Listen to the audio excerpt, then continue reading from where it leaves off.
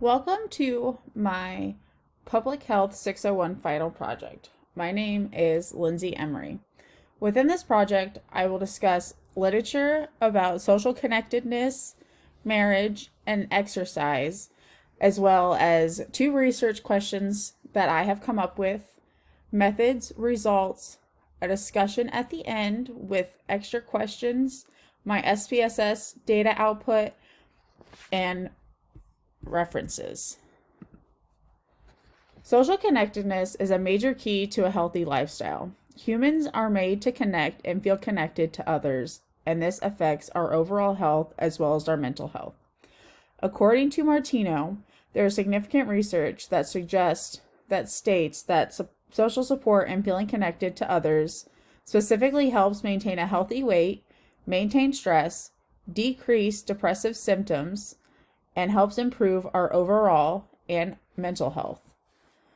One important key to having a healthy amount of social connectedness is looking at the quality and quantity of the social interactions within our life. With this comes marriage as a possible confounding variable and the effects of exercise. Marriage and exercise are also two other key lifestyle factors that can affect overall health. A healthy marriage can have many emotional benefits, such as a sense of identity and a sense of self-worth. People that are married may be happier and less depressed than those who are not.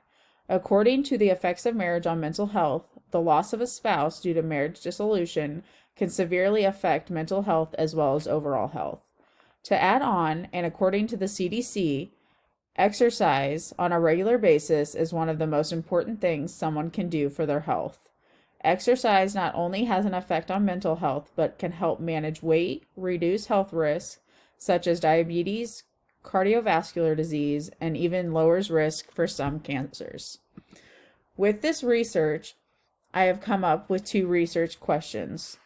With looking at how support, marriage, and exercise affect overall health, my two research questions are: does having support, specifically someone to listen, affect a person's overall health? And does exercise affect a person's overall health? With that, my hypothesis is that there is an association or impact between having support as well as participation in exercise and overall health. The null hypothesis for this would be that there is no association or impact between having support and participation in exercise on overall health. For SPSS, my statistical test I will be running is logistic regression. My dependent variable will be overall health, and my independent variable will be exercise and support, specifically someone to talk to or someone to listen. The dependent variable is coded into 1 equaling very good and above, and 0 equaling good and below for overall health. The independent variable support is coded into 1 equaling most of the time and above, and 0 equaling some of the time and below. And the variable exercise is coded as 1 equaling yes and 0 equaling no. According to the study of women's health across the nation, the initial phase of SWAN was started in 1994. It started as a multi-site observational study that went into 3 phases. The second phase of the study was cross-sectional and involved a 15-minute interview, which consisted of questions about residents, ability to speak and read English, Chinese, Japanese, or Spanish, and had to be in the age group of 40 to 55. In the third phase, premenopausal women were enrolled into a longitudinal study. This is when researchers had the women aged 42 to 50. These women had not taken any hormonal medications, had a menstrual period within the last 3 months, and had a uterus and at least 1 ovary that was intact. After the third phase, there were 16 follow-up visits that took place every year. In these visits, weight, height, waist, and hip measurements were taken, as well as self-administered questionnaires. This sample was a stratified sample with the subpopulation being women. With this information and my 2 research questions, I ran a logistic regression. I found a p-value of 0.00, which shows strong evidence to reject the null hypothesis and go with the alternative hypothesis. Within my logistic regression, I had an odds ratio of 2.323, which means those who exercise and have support are 2.232 times more likely to have better overall health. The confidence interval for this was 1.726 to 3.062. I also explored my dependent and independent variables to look and see if there were any outliers or confounding variables. After running a frequency analysis as well as descriptives, I found no outliers or confounding variables after running the statistical test. Now time for the discussion. I feel this research and finding have many implications for future research.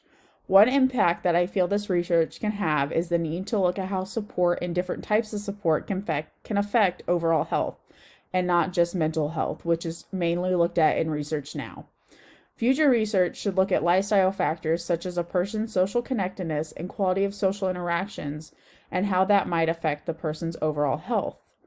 For public health, exercise and support can be researched more to discover just how much it can not only affect mental health, but overall health as stated before, such as lower risk for cancer, weight management, and lowering the risk for health concerns such as diabetes and cardiovascular disease. With this, I came up with 4 additional questions that could possibly be talked about after this type of research. 1, what types of exercise support overall health more, or does it make a difference? 2, can minutes of exercise or physical activity have an effect on overall health? 3, do different types of support, such as having someone to confine in, have more of an effect on overall health compared to having support such as someone to just listen or talk to? And 4, is there any way to research the differences of quality in support and the effects on overall health? Finally, here are 2 tables from my SPSS output. I included these because it has my confidence interval, lower and upper, and it also shows my odds ratio. In variables in the equation, this output table also has the p-value at 0.000. I also included my contingency table, and for the next set of SPSS output, this was just descriptives that I had included while looking at my outliers and confounding variables. This concludes my final project for Public Health 601. And again, my name is Lindsay Emery, and thank you for coming and listening to my presentation.